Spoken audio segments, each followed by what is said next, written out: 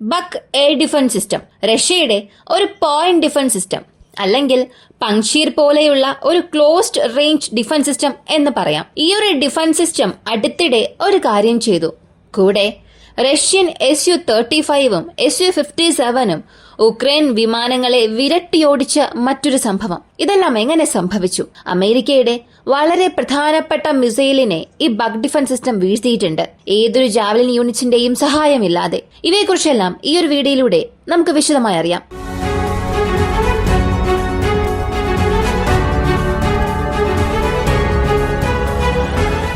ഈ വീഡിയോയിലൂടെ ഇപ്പോൾ നിലവിൽ സംഭവിച്ചിരിക്കുന്ന ഈ കാര്യങ്ങൾ, കൂടാതെ GLSB ground launched small diameter bomb, ഇതിന്റെ കമ്പാരിസണും അവസാനം അറിയാം. നിലവിൽ സംഭവിച്ചിരിക്കുന്ന ഈ കാര്യം, കേഴ്സൺ പ്രദേശത്തിന് മുകളിൽ റഷ്യയ്ക്കും ഉക്രൈനും ഇടയിൽ ഒരു ഏരിയൽ ബാറ്റിൽ തന്നെ സംഭവിച്ചു. ഈ ബക്ക് ഡിഫൻസ് സിസ്റ്റം ഡോൺബോസ് പ്രദേശത്ത് വച്ച് ഉക്രൈന്റെ വ്യോമസേന അയച്ച ഒരു ജേഡാം ബോംബിനെ ഡിഫൻഡ് ചെയ്തു.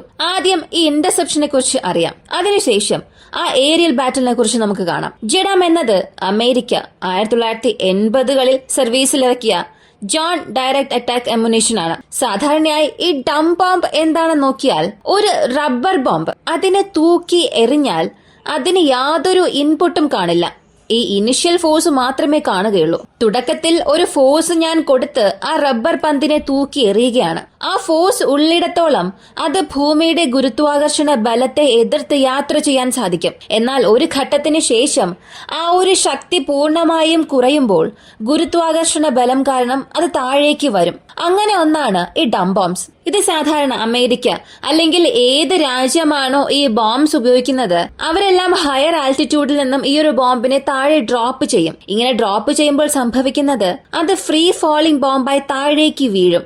അതിന് യാതൊരു ഇൻപുട്ടും ഉണ്ടാവുകയില്ല. മുകളിൽ ഒരു 5 കിലോമീറ്റർ ഉയരത്തിൽ നിന്നും അതിനെ എറിയുകയാണെങ്കിൽ അത് കാറ്റിന്റെ ദിശയ്ക്കനുസരിച്ച് പറന്ന് താഴേക്ക് വരും. അല്ലെങ്കിൽ ഒരു കാൽക്കുലേഷനോട് കൂടി അതിനെ താഴേക്ക് അയക്കും. എ എന്ന പോയിന്റ് അതിന് ഇൻപുട്ടായി നൽകുകയാണെങ്കിൽ അത് കാറ്റിന്റെ ദിശയ്ക്കനുസരിച്ച് പറന്ന് ഒരു 5 മീറ്റർ 10 മീറ്റർ കൂടിപ്പോയാൽ 40 മീറ്റർ ദൂരത്തിലൊക്കെ ചെന്ന് മാറി വീഴാൻ കഴിവുള്ള ഒരു ആക്യുറസി കുറഞ്ഞ ബോംബാണ്. എന്നാൽ 1980കളിൽ ഇതിൽ ജേഡാം കിറ്റ് വയ്ക്കുന്നു. ജെഡാം എന്നത് ഈ ബോംബിന്റെ പേരല്ല, ആ ഗൈഡൻസ് കിറ്റിന്റെ പേരാണ്. ആ കിറ്റ് ഈ ബോംബിൽ വയ്ക്കുന്നു. അങ്ങനെ ഇതിനെ ഒരു സ്മാർട്ട് ബോംബാക്കി മാറ്റുന്നു. ഇങ്ങനെ യാതൊരു ഇൻപുട്ടും നൽകാൻ കഴിയാത്ത ബോംബിന് ഇനേർഷ്യൽ നാവിഗേഷൻ സിസ്റ്റവും സാറ്റലൈറ്റ് നാവിഗേഷൻ സിസ്റ്റവുമായ GPS ഇൻപുട്ടായി നൽകി അതിൽ 2 ചിറകുകളും ഘടിപ്പിച്ചു. ഇങ്ങനെ നൽകുന്നത് വഴി സംഭവിക്കുന്നത് ഏതൊരു ടാർഗറ്റ് കോർഡിനേറ്റ്സും ഇല്ലാതെ യാത്ര ചെയ്യുന്ന ആ ബോംബുകൾക്ക് ഒരു പുതിയ ഇൻപുട്ട് നൽകും. ഇങ്ങനെ പുതിയ ഇൻപുട്ട് നൽകിയതിനു ശേഷം അത് എയർപ്ലെയിനിൽ നിന്നും ഡ്രോപ്പ് ചെയ്യുന്നു. ശേഷം സാറ്റലൈറ്റ് ഗൈഡൻസ് ഉപയോഗിച്ച് അത് പതിയെ പതിയെ അതിന്റെ ചിറകുകളിൽ ചെറിയ ചെറിയ അഡ്ജസ്റ്റ്മെന്റ് ഒക്കെ ചെയ്ത് അതിന്റെ ഡയറക്ഷൻസും മാറ്റും. അങ്ങനെ ലോഞ്ച് പാഡിൽ നിന്നും 15-20 കിലോമീറ്ററിൽ തന്നെ ചെന്ന് ഒരു അറ്റാക്ക് നടത്താൻ സാധിക്കും. ഇങ്ങനെയാണ് ഈ ജേഡാംസ് വർക്കാകുന്നത്. എന്നാൽ ഇതിൽ ഒരുപാട് പ്രശ്നങ്ങളുമുണ്ട്. ഇപ്പൊ റഷ്യയുടെ ഈ ബക്ക് ഡിഫൻസ് സിസ്റ്റം, ഇതിന്റെ മാക്സിമം എൻഗേജ്മെന്റ് റേഞ്ച് 25 മുതൽ 30 കിലോമീറ്ററിനുള്ളിലാണ്. എന്നാൽ ഹയർ ആൾട്ടിറ്റ്യൂഡ് അല്ലെങ്കിൽ മീഡിയം ആറ്റിറ്റ്യൂഡിൽ വരുന്ന ഏതൊരു മിസൈലിനെയും ഇതിനെ കൊണ്ട് ഇന്റർസെപ്റ്റ് ചെയ്യാൻ സാധിക്കില്ല. എന്നാൽ ജെഡാംസ് എന്നത് അത്രത്തോളം കണ്ടുപിടിക്കാൻ കഴിയുന്ന ഒരു മിസൈലുമല്ല. കാരണം അതിൽ റോക്കറ്റ് മോട്ടോഴ്സ് ഇല്ലാത്തതുകൊണ്ട് ഇതിന്റെ ഇൻഫ്രാറെഡ് സിഗ്നേച്ചേഴ്സ് ഏതൊരു മിസൈൽ സംവിധാനത്തിലുമില്ല. കൂടാതെ ഗ്ലൈഡായി വളരെ ലോ ആൾട്ടിറ്റ്യൂഡിൽ വരുന്നതുകൊണ്ട് അതിന്റെ റഡാർ ക്രോസ് സെക്ഷനും ഇവിടെ കുറവായിരിക്കും. എന്നാൽ ഇവയ്ക്കെല്ലാം അപ്പുറം ഈ ബക്ക് ഡിഫൻസ് സിസ്റ്റം വളരെ ലോ ആൾട്ടിറ്റ്യൂഡിൽ വന്ന ഈ ജെഡാംസിനെ വെടിവെച്ച് വീഴ്ത്തി. ഇതാണ് അത്ഭുതകരമായ ഒരു കാര്യം. ഈ ജെഡാംസിനെ സംബന്ധിച്ച് ഇതിന്റെ എക്സ്റ്റെൻഡഡ് റേഞ്ച് ഏകദേശം 40-50 കിലോമീറ്റർ ഉണ്ടാകും. ഇപ്പൊ സംഭവിച്ചിരിക്കുന്ന ഈ ഒരു കാര്യം ഏതൊരു ഇലക്ട്രോണിക് വാർഫെയർ സിസ്റ്റം അല്ലെങ്കിൽ ഏതൊരു ഇലക്ട്രോണിക് വാർഫെയർ ഡിഫൻസും ഇല്ലാത്ത ഒരു സോണിലാണ് സംഭവിച്ചത്. റഷ്യയെ സംബന്ധിച്ച് ഈ സാബ്രോസീഷ്യ, Kherson, Donbas ഇവിടങ്ങളിലെല്ലാം electronic warfare systems വഴി GPS ഡിനൈഡ് സോൺ ആക്കിയിട്ടുണ്ട്. ഇങ്ങനെയുള്ള ഈ സോണിൽ സംഭവിച്ചത് അകത്ത് ജേഡാംസ് വന്നാൽ അതിന് ഒരേയൊരു ഇൻപുട്ടായി ഇനേർഷ്യൽ നാവിഗേഷൻ സിസ്റ്റം നൽകും, അല്ലെങ്കിൽ GPS സിസ്റ്റം നൽകും. GPS കട്ടാവുകയാണെങ്കിൽ 5 മീറ്റർ ആക്യുറസിയുള്ള ഈ ഒരു മിഷന്റെ കൃത്യത പല മീറ്ററുകൾ കൂടും. അതായത് ഒരു 5 മീറ്റർ മാറി വീഴേണ്ടത് 10 മീറ്റർ ആകും. അങ്ങനെ അത് അധികമാകും. ഇതേസമയം ഈ ജെഡാമിൽ മറ്റൊരു പ്രശ്നമുണ്ട്. അതിനെ ഓവർകം ചെയ്യാനായി ഈ ജെഡാമിൽ ER എന്ന എക്സ്റ്റെൻഡഡ് റേഞ്ച് ഉണ്ട്. ഈ എക്സ്റ്റെൻഡഡ് റേഞ്ചിൽ GPS ഡിനൈഡ് മൊമെന്റ്സിൽ വർക്കാകാൻ ഒരേ ഒരു സാധ്യത മാത്രമേ ഉള്ളൂ, ലേസർ ഗൈഡൻസ് സിസ്റ്റം. അതായത് ഇനേർഷ്യൽ നാവിഗേഷൻ സിസ്റ്റംസിൽ ആക്യുറസി കുറവാണ്. GPS ഉപയോഗിച്ചാൽ അവിടെയുള്ള ഇലക്ട്രോണിക് വാർഫെയർ സിസ്റ്റംസ് ഉപയോഗിച്ച് അല്ലെങ്കിൽ ഇലക്ട്രോണിക് ജാമിംഗ് കപ്പാസിറ്റി ഉപയോഗിച്ച് അതിന്റെ സിഗ്നൽസ് എല്ലാം ഡിസ്റ്റർബ് ചെയ്ത് ജാം ചെയ്യും. ഇങ്ങനെയുള്ളപ്പോൾ ഈ ലേസർ സിഗ്നൽ സിസ്റ്റം വഴി ഈ ഒരു ഗൈഡൻസ് സിസ്റ്റം ഉപയോഗിച്ച് ഇതിന്റെ ആക്യുറസി അധികമാക്കാൻ കഴിയും എന്ന് കരുതി അതും ഉപയോഗിച്ചു നോക്കി. എന്നാൽ ഇതിലുള്ള ഒരു പോരായ്മ, കൂടുതലായും മഞ്ഞുള്ള സമയത്ത് അല്ലെങ്കിൽ കാലാവസ്ഥ ശരിയല്ലാത്ത സമയം, മഴ സമയങ്ങൾ, ഈ സമയങ്ങളിലൊന്നും ഗൈഡൻസ് സിസ്റ്റത്തെ കൊണ്ട് കൃത്യമായി പ്രവർത്തിക്കാൻ സാധിക്കില്ല. കാരണം അത് ലേസർ ബീം ആക്യുറസി കാരണമാണ് വർക്കാകുന്നത്. ഇങ്ങനെ കാലാവസ്ഥ ശരിയല്ലാത്ത സാഹചര്യത്തിൽ ഇൻപുട്ട് അതിന് ശരിയായി നൽകാൻ സാധിക്കില്ല.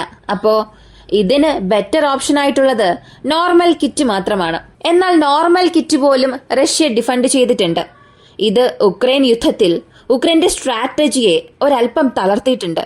കൂടാതെ ഈ ജാഡാംസ് എന്നത് 20 ദിവസത്തിന് മുൻപാണ് അവസാനമായി അതിനെക്കുറിച്ചുള്ള വാർത്തകൾ പുറത്തു വന്നത്. അതിനുശേഷം ഇപ്പോഴാണ് ഉക്രൈൻ ഇതുപോലുള്ള വെപ്പൺസ് ഉപയോഗിക്കാൻ തുടങ്ങി എന്നുള്ളത് തന്നെ മനസ്സിലാകുന്നത്. അപ്പോ ഉക്രൈന്റെ സ്റ്റോക്ക് പൈൽസ് കുറയുന്നത് നമുക്കിവിടെ വ്യക്തമായി കാണാൻ കഴിയുന്നുണ്ട്. അടുത്ത ഏരിയൽ ബാറ്റിലിനെ സംബന്ധിച്ച് റഷ്യ സ്ട്രൈക്ക് ആൻഡ് റൺ എന്ന സ്ട്രാറ്റജിയാണ് ഇപ്പോൾ വരെയും ഉക്രൈനുള്ളിൽ ഉപയോഗിക്കുന്നത്.